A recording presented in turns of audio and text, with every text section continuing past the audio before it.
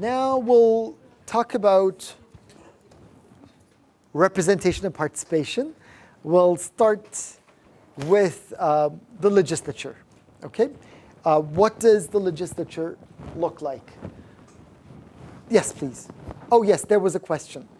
Because right now there is a constitutional democracy and his party and all the Congress. How can we talk about checks and balances? So the question is asking, the question is about, we've got at the horizontal level, we've got the president in 2017, the next year, being, basically, a Republican Party. We've got both houses representing, with majorities representing Republican parties, same party. So we do not have divided government. We have the opposite of divided government, which is unified control, okay? And we've got, in the Supreme Court, 4 of the justices are leaning towards, liberal ideas, ideals, norms, and the other 4 of the justices are leaning towards more Republican conservative ideas or ideals. And the 9th judge, it becomes very difficult for the court to operate with 4-4, right? So we need the 9th judge. The 9th justice will be appointed next term, so from 2017, with the Congress and the president working together. And it'll most probably be, the person, the new justice will be leaning towards, conservatives, conservative ideas or ideals. So we have the judiciary, we have the executive, and we've got the legislature, all in a way dominated by one single party. How can we talk about checks and balances in the system? Right? Isn't that a good question? That's a very good question, right? The system is so intricately detailed. Yes, there will be one political party or one political coalition dominating each organ of state or branch of government. But the system is so institutionalized that it's so regime-like that it becomes, as you've seen, very difficult to make a decision unless there is collaboration, cooperation. And in this system, one may assume that this is easy. So in theory, it looks very, the process will be a smooth functioning process. It won't be a complex, intricate, inefficient system. It may run very smoothly because all, branches of government are representing the same political faction or same political constellation of forces or coalition of forces. But it still is very difficult to pass new legislation. As I've mentioned the other day, it becomes very difficult to pass legislation, especially those legislation which really expands federal jurisdiction vis-a-vis state governments. So there may be frictions from the state level, but also popular ideas or popular concepts or popular institutions. For example, Obamacare, the Affordable Care Act. Will it be easy to reverse all those acquisitions once those middle classes, interest groups, even interest lobbies, once they're there? Is it difficult? Is it easy to reverse all these policies? It's still very difficult to reverse such a policy. this we shall be talking about, or will be thinking about as we go along. You will be watching a documentary on the legislative process and the decision-making process on or of the Affordable Care Act. So you'll be thinking about these as you watch the documentary. Keep this question in mind. I think it's a very good question for debate. Okay, as we talk about how the system works. So I don't have a hard and fast and easy answer for that. But my hunch is that, my personal opinion is that it's very difficult still. Yes, there won't be frictions or less frictions in theory, but in practice, will these translate into a smooth functioning process? I really doubt it. Okay.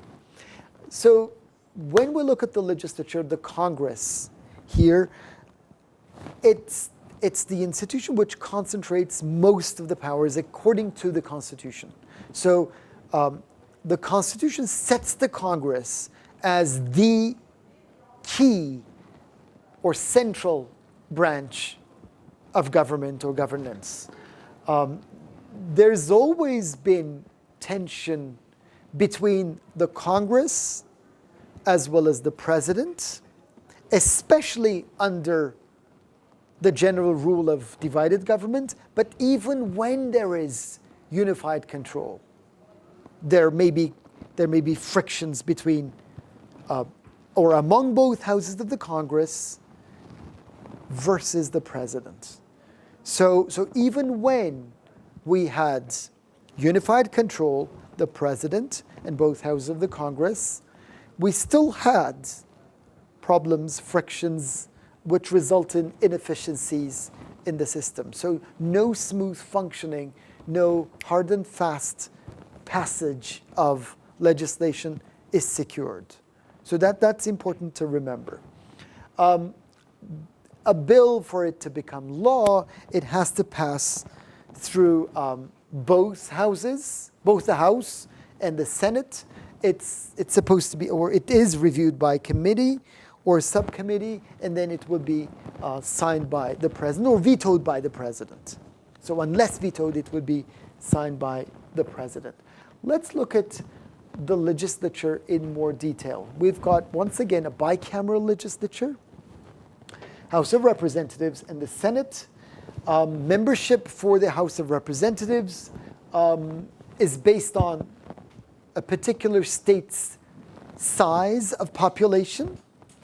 And there are 2-year terms, so members of the House are elected for 2 years, and there are 435 members in the House. And elections take place, as was the case 2 weeks ago, every 2 years, in even numbered years, in the month of November. And it's the first past the post system. So whomever will get the highest number of votes will be a member of the House of Representatives, will be a House member. The Senate, the membership for the Senate is based on equal representation for each state, 50 states, each with 2 representatives. That makes 100 senators. And each senator is elected for 6 years as opposed to 2 years. And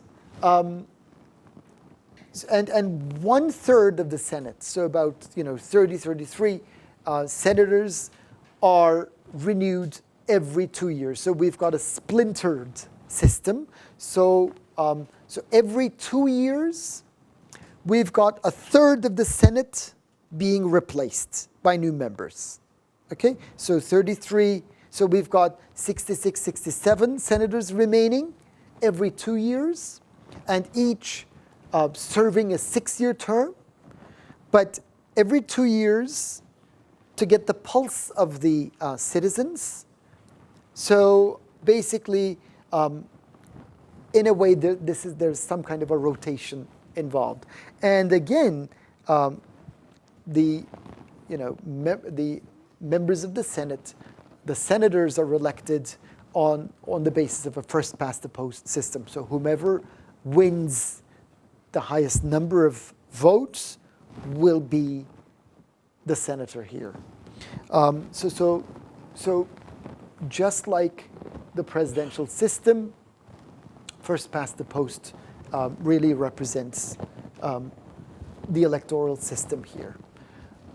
Political parties, we have a two-party system, a clear, clean two-party system.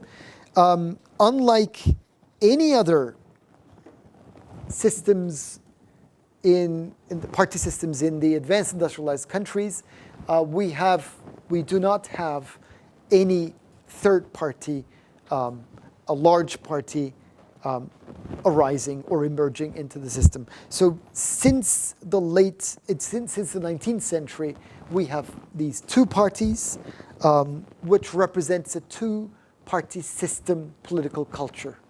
Okay, so there is no faction coming out of either of these two large constellations or coalitions, large parties, independently running for any of the positions for which there are elections.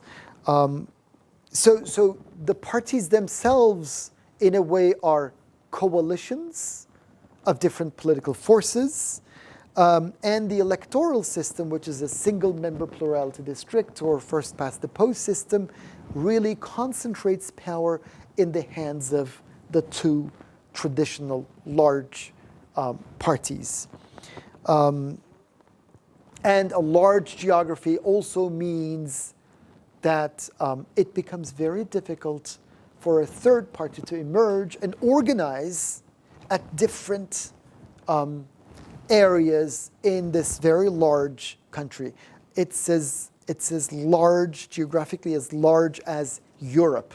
But Europe, consider it from Ural Mountains to the west. So it's a large scale mass. So no one can afford, a third party will not be able to afford all those expenses, costs related to organization, mobilization, campaigning, and all that as a separate third party.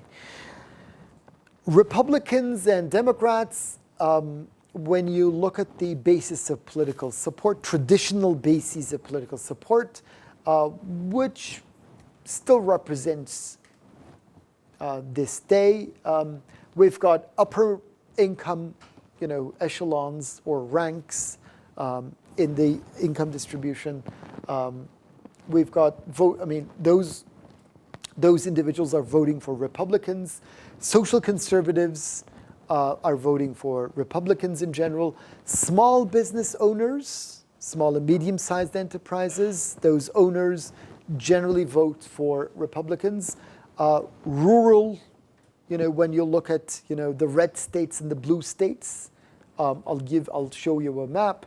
When you're within the U.S., coastal areas in the east and coastal areas in the west, except for those, we've got most inland states voting for Republicans and evangelical Christians.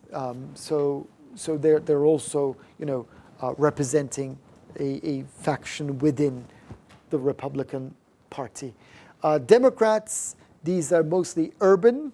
So when you look at large urban, at the county level, when you look at the map, large urban areas, metropolitan areas, they vote mostly Democrats. For example, New York State is something, but New York City is something. In fact, Manhattan is something versus Queens may be something else. Okay, so there is variation with respect to urban areas versus less urban or rural areas.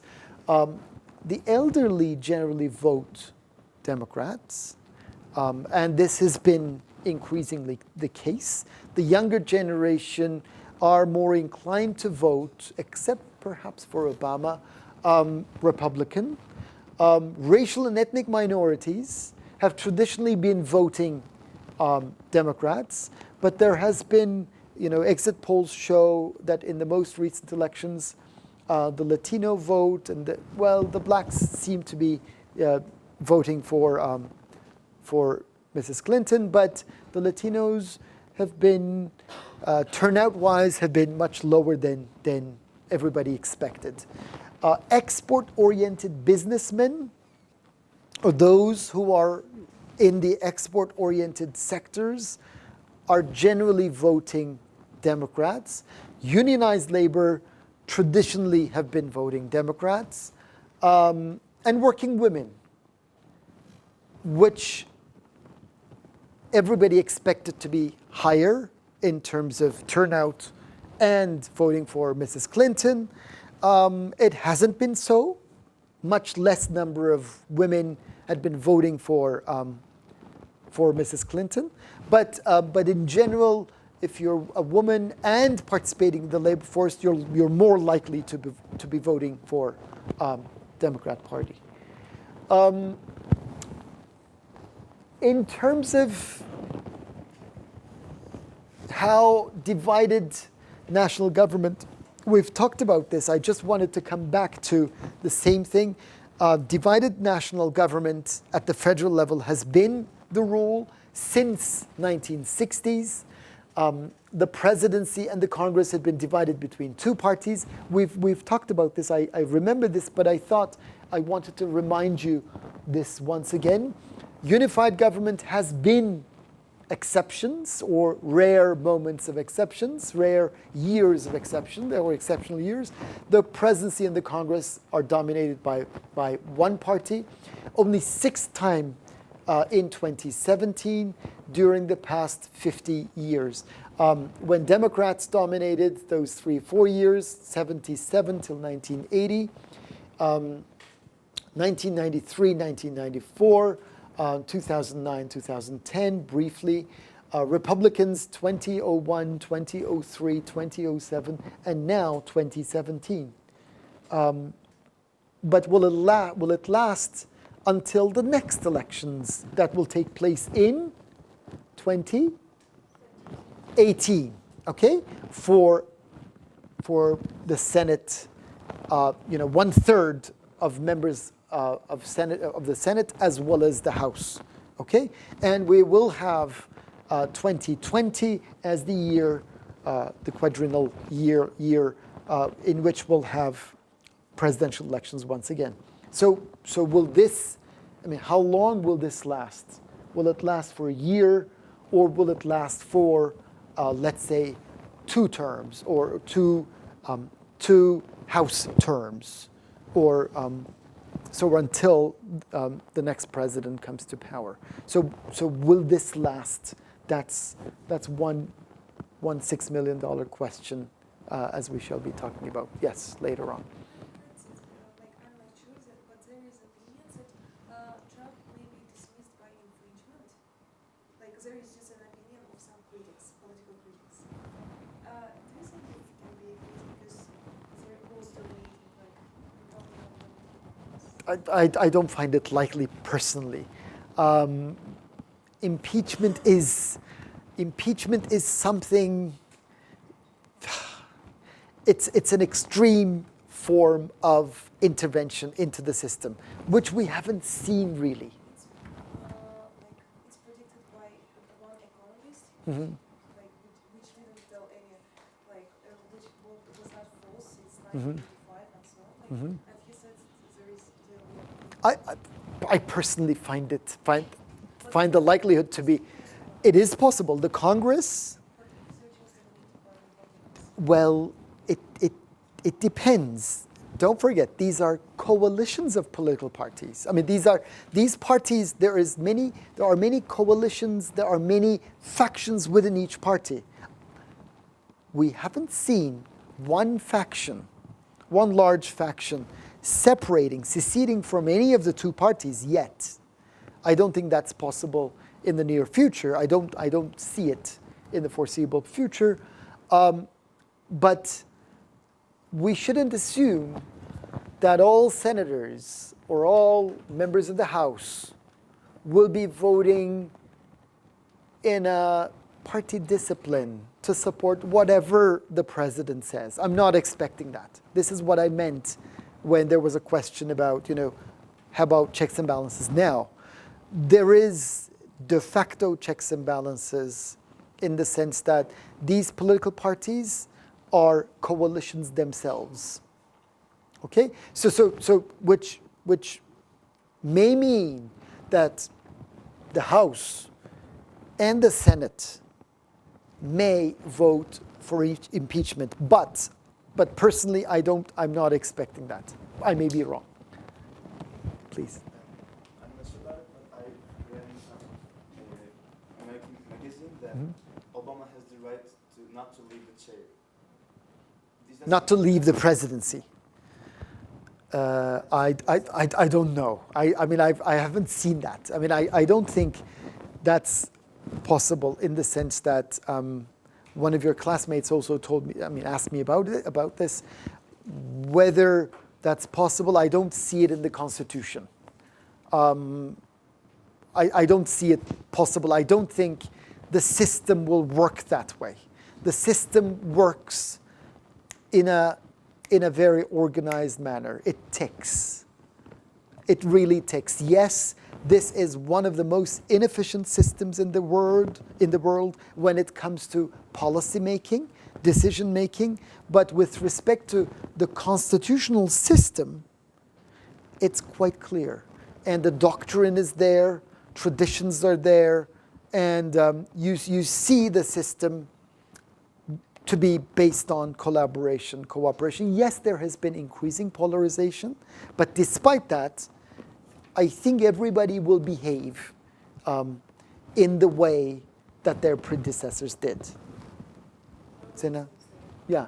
I mean, it seems that, the system is so institutionalized, so regime-like, that everybody will abide by what the Constitution says, and I don't think any one actor will go above and beyond what the Constitution even means. So it's a in this sense, I call it regime-like system. It is an institutionalized system. Please. Not being called Obama. Several court cases coming up in the next month, one being Rico Minor. If he's found guilty, what then? In any of those cases? Will he have immunity? That's a good question. I don't know the answer. But for impeachment, you have to be guilty of treason. Or you should be able to lie to the Congress. And then there is a vote. Okay, so for the president to be impeached, you need to jump through all those hoops. So I would find that least likely for impeachment. If we're talking about impeachment, the probability or possibility of impeachment. Why is it possibly? If he's given a certain jail sentence, how can a president-elect even rule? Will he be immune from that? Would the president, according to the Constitution, be immune from? Will he have immunities to basically postpone the execution of the decision? I think there is some kind of an immunity in that respect. I don't think. See, we should look it up in the Constitution, what the Constitution says. But whatever there is, there may be. There's so much talk about what if, what if this happens? What if that happens? Yes, there are marches, there are protests nationwide. I don't know. I don't know what will happen, but it seems that things may calm down as the transition of power takes place early next year. So next year, let's wait and see. I don't want to say anything. I don't want to signal anything like, okay, things will go out of Pandora's box, or I don't expect that. It's a stable system with all kinds of regime-like qualities. It's a highly stable system, institutionalized system, within which actors will operate in a path-dependent way. Sena? Also, it is not the problem of Republicans, Trump. I mean, the responsibility for Trump's being elected is in all Democrats. So there won't be any democratic way to solve this problem in this year. Because of the dominance of Republicans in both houses of the Congress. Mr. Trump is a very interesting character in the sense that it has been he has been the target of many Republicans, influential Republicans too, right? So it's hard to tell, hard to say what's going to happen, because I don't think we've had any candidate in the history of the United States in this way. We had Mr. Trump, who was a celebrity, and Mrs. Clinton, who was also a celebrity, right? So we had increasing levels of polarization.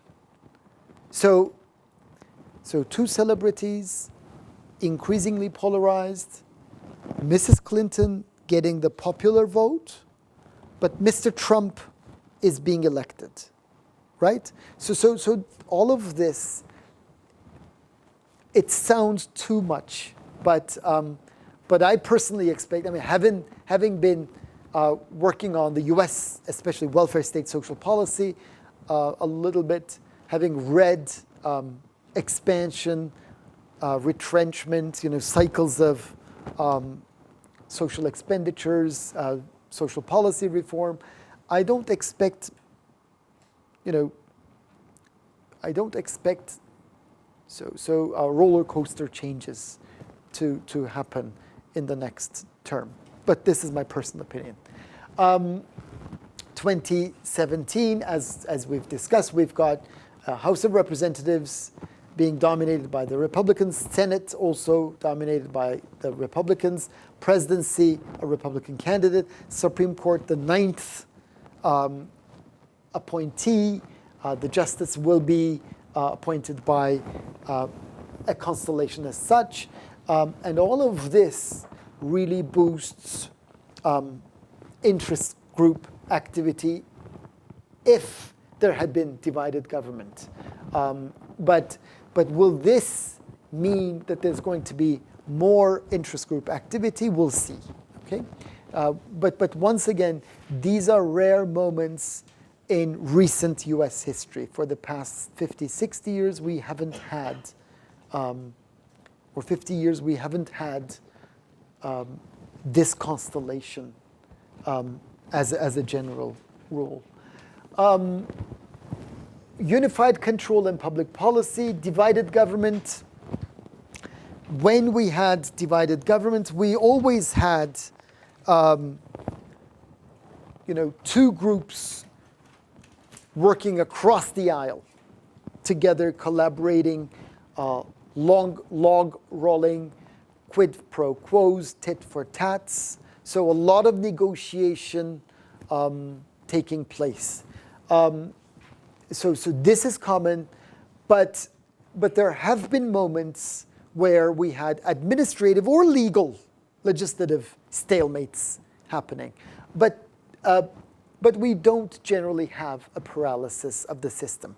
So this is what I meant. I mean, institutionalized systems of governance, such as the US, will see no prolonged periods of paralysis. There may be stalemates, there may be some conflict situations, but the government being inept, government halting activity will not be for a long time. Unified control, landmark research shows, Baumgartner and his colleagues have shown that landmark policy changes occur more often in unified control than in divided government periods. But policy reversals are possible. Once again, the question of Affordable Care Act, Obamacare, will they be able to reverse that policy cycle? It looks quite improbable to me. There may be some cutbacks, but an overhauling of the system, reversing the entire system or reversing the entire policy looks quite improbable to me because of many reasons, which include bureaucratic inertia, but also interest groups, social movements, all of which provide a check and the balance on unified control, which brings us to discussions on social movements, interest groups, and elections. Elections, there has been a long-standing commitment to democracy. Elections are proof of, they're evidence of this long-standing commitment. Interestingly, we see the importance of federalism here, in this system we've got the states setting the rules for conducting elections. It is the state governments that make rulings on suffrage, who is eligible to vote, and vote counting. Okay, so when to stop a recount. It is not the federal government, but the state government will say the last word on that. On the Bush recount, for example, in Florida, it was the state level which said, okay, I'm not recounting this anymore, as you may remember from there. So there may be some confusion, some burnout, which gets reflected in declining, dwindling turnout rates. I don't remember the turnout rate for the most recent election. It's above 50%, but it's below 55%, if I remember correctly. But I don't remember the exact turnout level for the time being. So all of this is really showing up in declining turnouts. 2012 Electoral College Map. Once again, I just wanted to show you what the Electoral College system, or how the Electoral College system works. California residents and citizens in California are voting for the electors here. There are 55 Electoral College votes. And whomever gets, and for example, in New York, 29 Electoral College votes. For Texas, 38 Electoral College votes. For Vermont, just 3 Electoral College votes. Okay? So based on population plus, number of senators, from which we have from each state.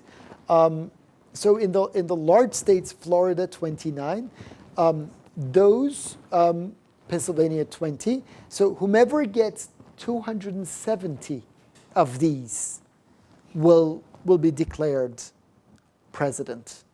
Okay, so for Obama, it was 330 something versus For Romney, it was about 200.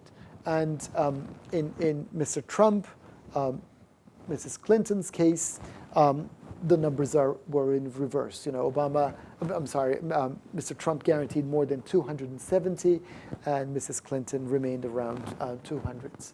So, so as you can see, the Electoral College Map based on the weighted average of state polls. But this is how the system works for presidential elections. This is what happened at the county level. I got this from New York Times. The red ones, the red arrows represent Republican, don't forget this is a first past the post system. Okay? So, and those reds are representing Republican votes, and the blues are representing Democrat votes at the county level. As you can see, in large cities, California, coastal areas of California versus inland areas of California. Okay, here the Rust Belt generally had been voting Democrat. So this has been changing from Obama to Trump, as you can see. This is sometimes referred to as the Democratic crackdown which really works for Democrats. Older workers, they've been overwhelmingly voting for Democrats, but this has been changing over the past, in the past election. So the electoral map has been changing, but popular vote was won by Mrs. Clinton. Electoral college votes, it was the Electoral College Map that determines who becomes the president. Social movements, Americans are traditionally known to be involved in collective action.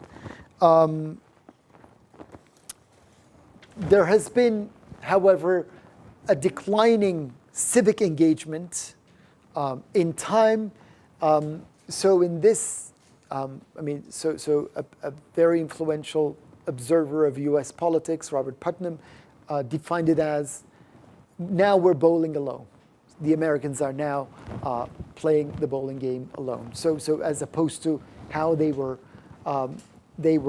playing the game of social movements, civic engagement in collectivities in the past.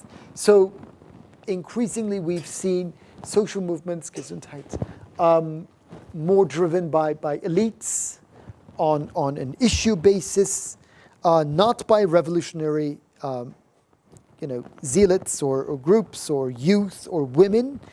This has been changing, which also has ramifications for accountability and legitimacy. Interest groups are organized on single issue or group of issues. They rely on money and professional staff, and they've been increasing with respect to and expanding competences, especially at the federal level. So distributory policies or distributionary policies or redistributive policies had been expanding. So did interest group activity in time. So interest group activity, lobbying had been expanding, had been increasing as the federal government had been expanding. And interest group activity has been criticized for turning a blind eye to those who are ignored by the polity anyway. So again, all of these have ramifications for accountability and legitimacy of the overall system.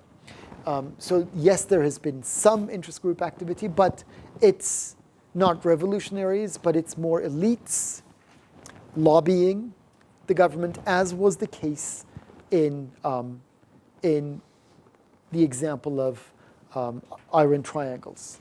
Okay, so it's become more professionalized, it's become more narrow. It used to be more atomistic actors, it used to be more competitive, but now there are increasingly privileged actors who have privileged access into the system. So this has been really changing the US governance in that respect. Citizenship and national identity, core values had been liberty, equality, democracy, sounds like the French ideals. Distinct regional cultures have been very important, traditionally very important, and there has been ongoing immigration. US is a country of settlement, has traditionally been a country of settlement. In terms of percentage of the population, so look at the percentages. This is 19th century.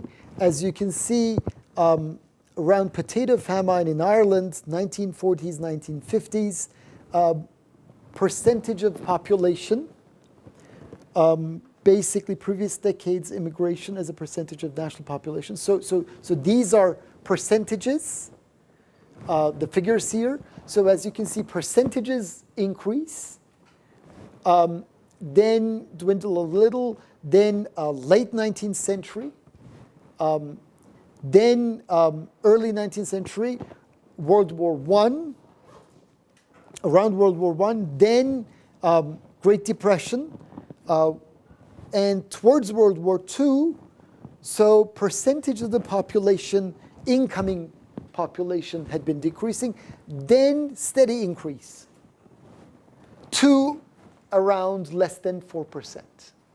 Okay, so yes, percentage-wise had been increasing, but immigration level in terms of millions, it used to be less than a couple of 100,000, then jumped up to 2 million, 1850s, jumped up to 1880s, 1890s to more than 5 million.